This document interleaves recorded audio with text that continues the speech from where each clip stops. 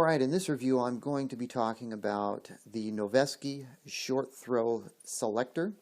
This is an Ambidextrous Selector, and it is tuned to have the same actuation force to switch as a standard safety while only requiring a 60-degree turn.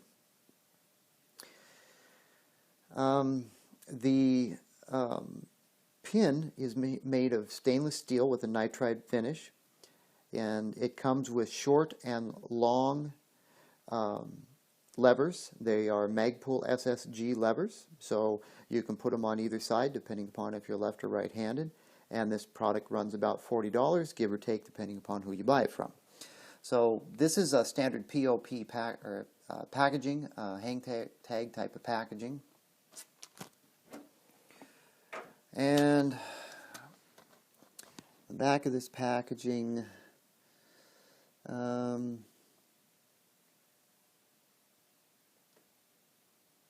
basically everything I've already talked about. Let's see, installation requires a really small pain in the butt screwdriver that your local gunsmith is sure to have on hand. Made in the USA, Grants Pass, Oregon, Noveske. Okay, so what's in the packaging? We've got the two levers, the pin, and two really short pain-in-the-butt screws. Well, let me take this all out and we'll take a closer look at it and we'll see how much of a pain in the butt these are. Alright, Noveske wasn't kidding when they said that you need a pain-in-the-butt small screwdriver. I went through several, obviously I'm an engineer, I got tons of tools. I went through a bunch of my smaller micro screwdrivers. It is a flat-headed screw, and although I've got really small screwdrivers, the tips on them were too wide. I actually only have a couple that have really thin tips on them that will fit on these screws. So it's something to keep in mind. And probably can't see that too well, but I can't get this very close to the camera. It'll just get blurry. It's not going to focus if I get it too close. So you're going to need a flat-headed screwdriver, something really small like for adjusting the screws in eyeglasses, watch screwdrivers, jewelry screwdrivers, something small like this. So, where else? What else? Alright, it does come with some instructions, which the camera's too close to my work table here to see. Well, you can kind of see the diagram there, how you insert the pin into the lower, and then insert the levers, and then put the screws in. And of course they recommend installation by a qualified gunsmith or armorer. And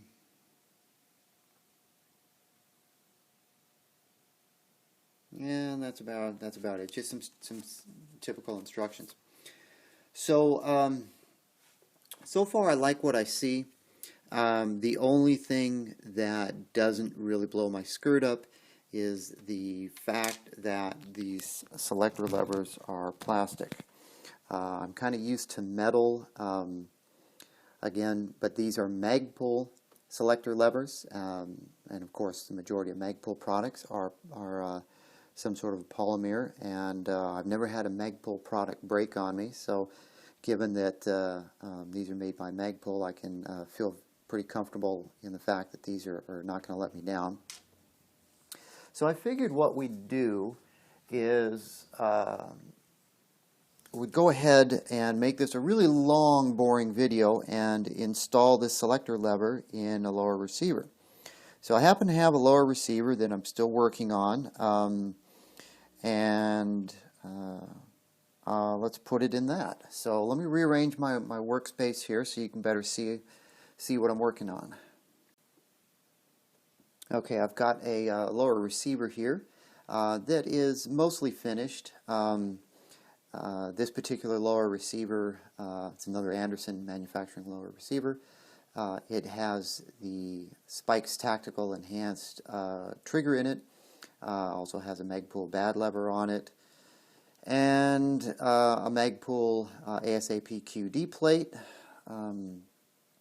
Let's see. So basically, it's like going to be like installing any other type of selector lever. We're going to want to put our hammer in the cock position, and of course it goes in there pretty easy.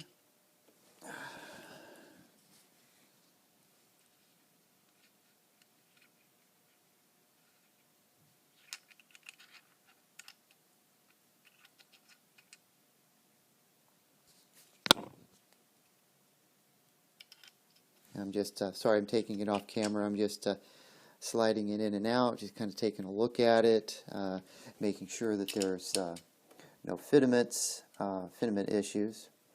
Fits this lower Anderson lower receiver just fine. So what I need to do is put the detent in, and the spring and the grip on. And I won't bore you with all of those details, so I'll do that off camera, and I'll come back and then we'll install the levers themselves. Okay, I decided to make this kind of a more interesting video, although I'm not going to detail it. I went ahead and color filled the Magpul logo on these selector levers. The logo is obviously laser etched deep enough to actually hold some color. So I went ahead and filled both of these levers in with some white, and it worked out very well. Helps to have a magnifying glass when you're going back in with the acetone to clean these up. So that's another option that you can keep in mind if you buy a set of these, that you can color fill them. So with that done, it's on to installing these. So with the selector lever installed, we on this side is going to be the large one.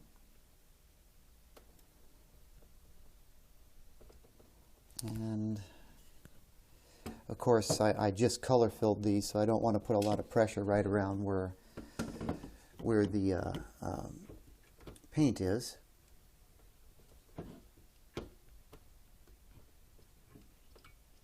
Actually, I'm gonna take this off camera. These fit kind of tight, so you need to get these pressed down so the hole in the selector lever lines up with the hole in the pin. Okay, you got to press down on the selector lever to get it on that pin, and of course I didn't want to be pushing right on the logo there where I've got fresh paint.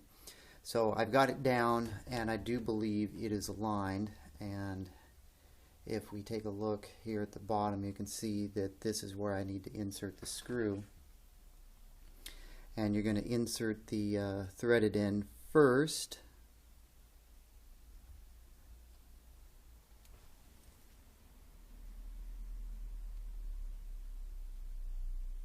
Excuse me, the threaded end does not go in first. The pin end goes in first,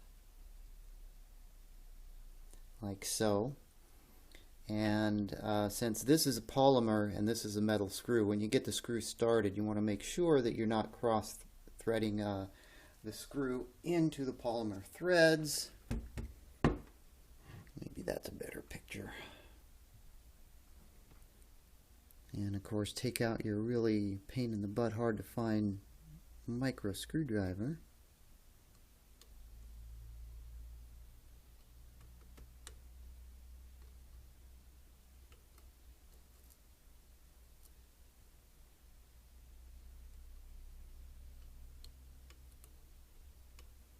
Yeah, maybe I don't have it on far enough still. I have to double check this again. Alright, I definitely needed to get it on just a little bit more. So the pin would drop all the way through the, and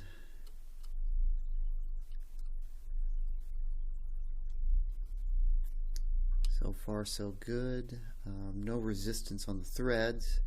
This polymer switch is obviously threaded nicely to accept this metal screw.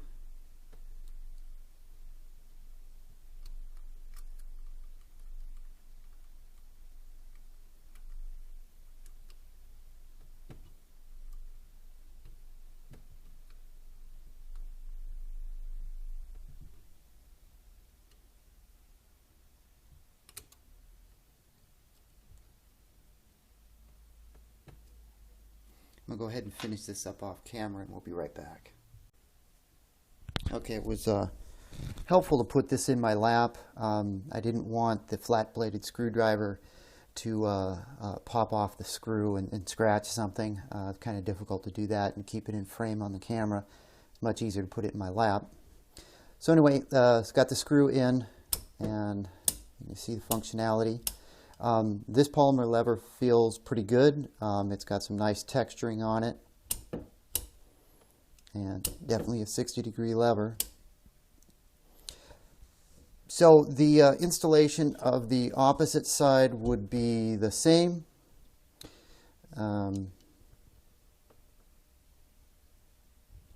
Like so. And since I just showed you the procedure for doing this, I'm not going to repeat it on the on camera for the second side. I'll do that off camera. So far, I like this. I like the 60-degree throw. These levers feel pretty good.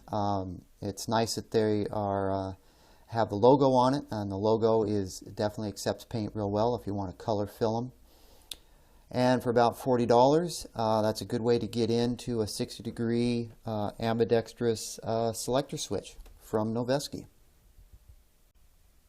All right, this is the right side of the lower receiver where we have the short throw lever, and I put it on off camera.